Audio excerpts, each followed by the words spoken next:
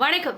உங்களோட வாழ்க்கையில நீங்க முன்னேறணும்னு நினைச்சீங்கன்னா, உங்க கால்ல நடந்து போய் ஜெயிக்கணும், வாழ்க்கையில முன்னேறணும் அப்படின்னு யோசிங்க. அத விட்டுட்டு, அடுத்தவங்க முதுகு மேல ஏறி சவாரி பண்ணி, நம்ம வாழ்க்கையில நம்ம ஜெயிச்சிடலாம் அப்படின்னு நினைச்சீங்கன்னு வச்சுக்கோங்களேன், அது என்னைக்குமே நிலைக்காத ஒரு விஷயம். அதனால தெளிவா புரிஞ்சுக்கோங்க.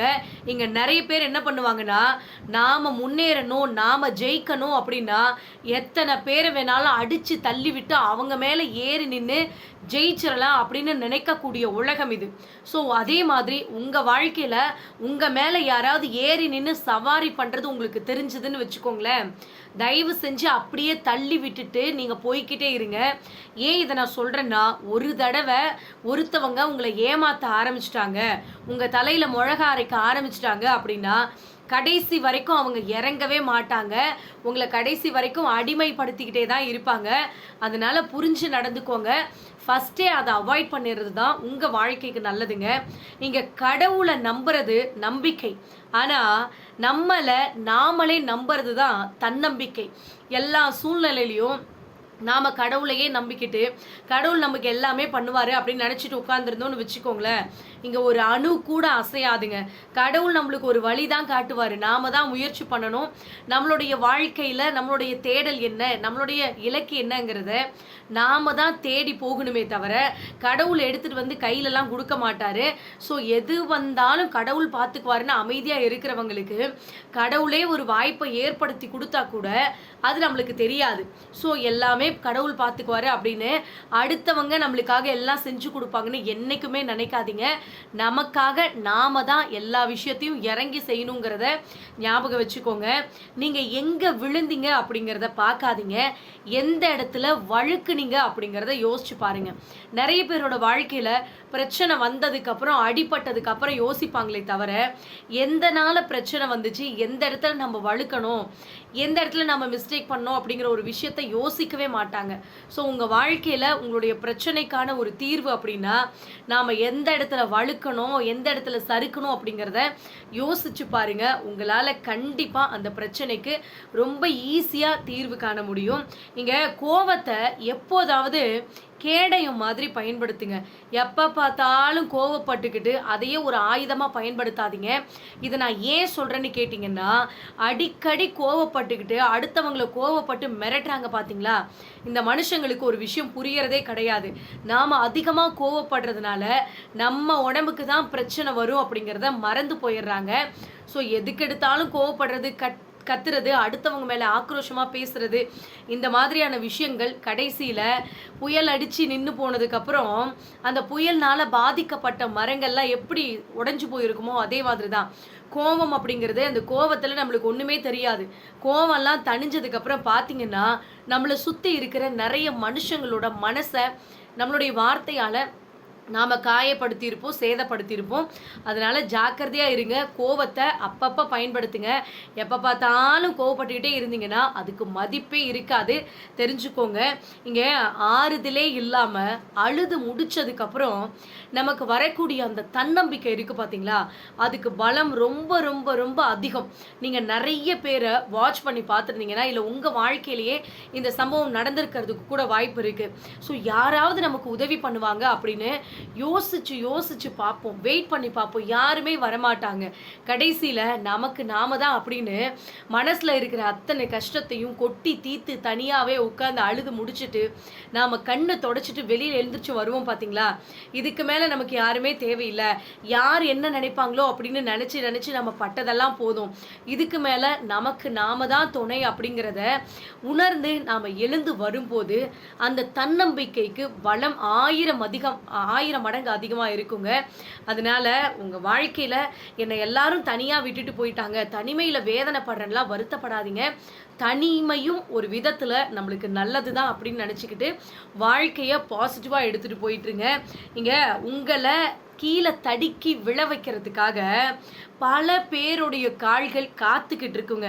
ஆனா, நீங்க கைய ஊனி எழுறதுக்கு தான் ஒரே ஒரு கை மட்டும்தான் உங்களுக்கு துணை இருக்கும். அதுவும் உங்களுடைய தன்னம்பிக்கை மட்டும்தான். இங்க 1000 பேர் உங்கள சுத்தி இருந்தா கூட, உங்க வாழ்க்கையில உங்ககிட்ட இருக்கிற தன்னம்பிக்கை தான் உங்கள மிகப்பெரிய இடத்துக்கு போக வைக்கும்.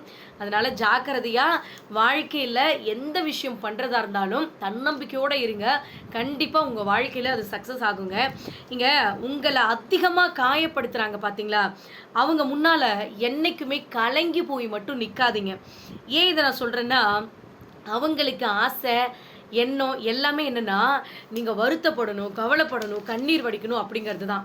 ஸோ அவங்க முன்னால நீங்க சிரிச்சுக்கிட்டே போனீங்கன்னு வச்சுக்கோங்களேன், அதுதான் அவங்களுக்கு நீங்க குடுக்கக்கூடிய மிகப்பெரிய பதிலடியா இருக்கும்.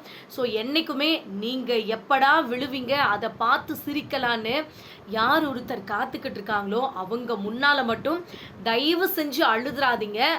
மனசுக்குள்ள 1000 வேதனைகள், கஷ்டங்கள் இருந்தாலும் சிரிச்சுக்கிட்டே போங்க.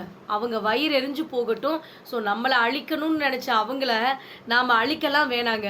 நம்ம நல்லா வாழ்ந்து காமிச்சாவே போதும். அதனாலேயே வயிறு எரிஞ்சு போயிடுவாங்க. இத நீங்க யாரையும் பழிலாம் வாங்க வேணாம். ஸோ அவங்க என்னை இப்படி கஷ்டப்படுத்திட்டு போயிட்டாங்க, அவங்களுக்கு பழி வாங்கணும், அவங்களுக்கு பாடம் கத்துக் குடுக்கணும்லாம் எதுவுமே நீங்க பண்ண வேணாம். உங்க வாழ்க்கையில நீங்க நல்லா சிறப்பா வாழ்ந்தீங்கன்னாவே, அது அவங்களுக்கு மிகச்சிறந்த பதிலடியா இருக்கும். ஞாபகம் வச்சுக்கோங்க. இங்க குறை இல்லாத ஒரு மனுஷன், அவன் மனுஷனே கிடையாதுங்க. ஆனா அத குறைக்க தெரியாதவன் உண்மையாவே நல்ல மனுஷனே கிடையாதுங்க. யாருக்கு தான் குறை இல்ல? யோசிச்சு பாருங்க. மனுஷனோட வாழ்க்கையில எல்லாருக்குமே ஏதோ ஒரு குறைகள் இருக்கத்தான் செய்யும். ஸோ அத நாம குறைச்சிக்க முயற்சி பண்ணாத இருந்தோம்னு வச்சுக்கோங்களேன், அங்க தான் நம்ம வாழ்க்கையில நம்ம வாழ்றதுக்கான அர்த்தமே இல்லாத போயிடும்.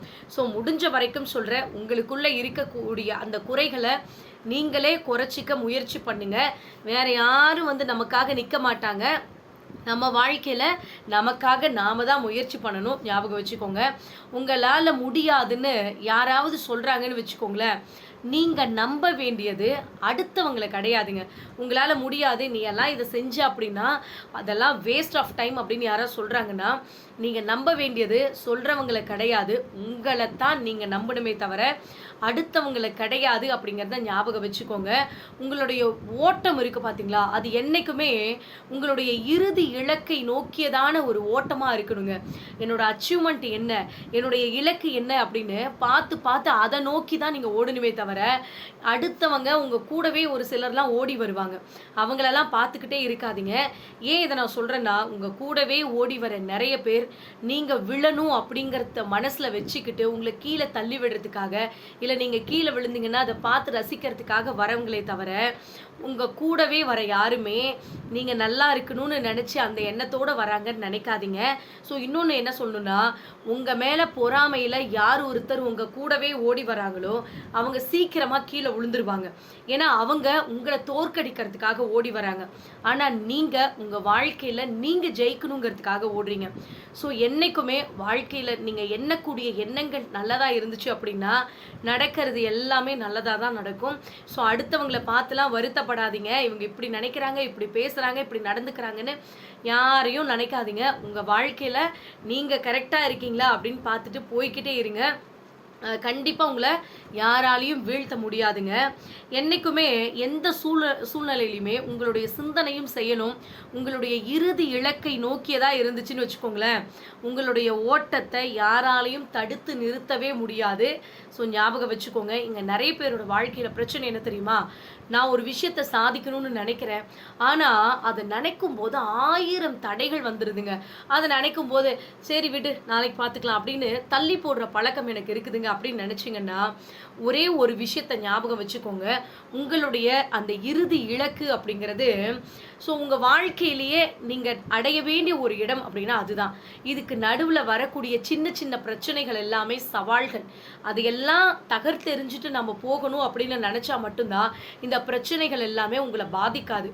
இல்ல நான் ஏனோ தானோன்னு போறேன் அப்படின்னா, ஒவ்வொரு சின்ன சின்ன பிரச்சனைக்கும் நீங்க ரியாக்ட் பண்ணிட்டே உட்கார்ந்துருந்தீங்கன்னா வாழ்க்கையில என்னைக்குமே உங்களால எழுந்து போக முடியாது. ஞாபகம் வச்சுக்கோங்க. இங்க நேர்மையா இருக்கிறது சவாலான ஒரு விஷயம்தான். ஆனால் அதை விட சவாலான விஷயம் என்னன்னு கேட்டிங்கன்னா வறுமையிலையும் நேர்மையாக இருக்கிறது அப்படிங்கிற ஒரு விஷயம் தாங்க. ஸோ உங்கள் வாழ்க்கையில் வறுமையிலையும் நான் நேர்மையாக தாங்க இருக்கிறேன், ஆனால் எனக்கு மட்டும் விடிவு காலமே வரல அப்படின்னு வருத்தப்படுறீங்கன்னா கவலையே படாதீங்க. இங்கே எல்லாருமே வந்து நீங்கள் என்னென்ன செய்கிறீங்களோ அதுக்கு தகுந்த பலனை அனுபவிச்சுட்டு தான் இருக்கணும். ஸோ அதனால் முடிஞ்ச வரைக்கும் நல்லதே செய்யுங்க, உங்களுக்கு நல்லதே நடக்குங்க. இங்கே வியாபாரத்தில் ஒரு தர்மம் இருக்கலாம், ஆனால் என்றைக்குமே நாம் செய்கிற அந்த தர்மத்தில் மட்டும் ஒரு நாளும் வியாபாரம் இருக்கக்கூடாது அப்படிங்கிறத ஞாபகம் வச்சுக்கோங்க. உங்களோட வாழ்க்கை சூப்பராக சந்தோஷமாக இருக்குங்க. இந்த வீடியோ பதிவு உங்களுக்கு பயனுள்ளதாக இருந்துச்சுன்னா மறக்காமல் கமெண்ட் பண்ணுங்கள். அப்புறம் நேற்று நான் ஒரு வீடியோ 7:50க்கு சாயந்தரம் நைட்டு போட்டிருந்துருப்பேங்க. அந்த வீடியோ பதிவு வந்து நான் ஊருக்கு போகிறப்ப எப்படியெல்லாம் என்ஜாய் பண்ணணும், அந்த கிராமத்தில் ஒரு நாள் அப்படிங்கிற ஒரு டாபிக் போட்டிருப்பேன்னு நினைக்கிறேன். ஸோ அது எனக்கு ரொம்ப பிடிச்ச அந்த வீடியோ. ஸோ உங்களுக்கு பிடிச்சிருக்கு, கிராமத்து வாழ்க்கையெல்லாம் நீங்கள் ரொம்ப என்ஜாய் பண்ணி பார்ப்பீங்க அப்படின்னா நேற்று போட்ட அந்த வீடியோவை மறக்காமல் போய் பாருங்கள். மறக்காமல் கமெண்ட் பண்ணுங்கள். நன்றி, வணக்கம்.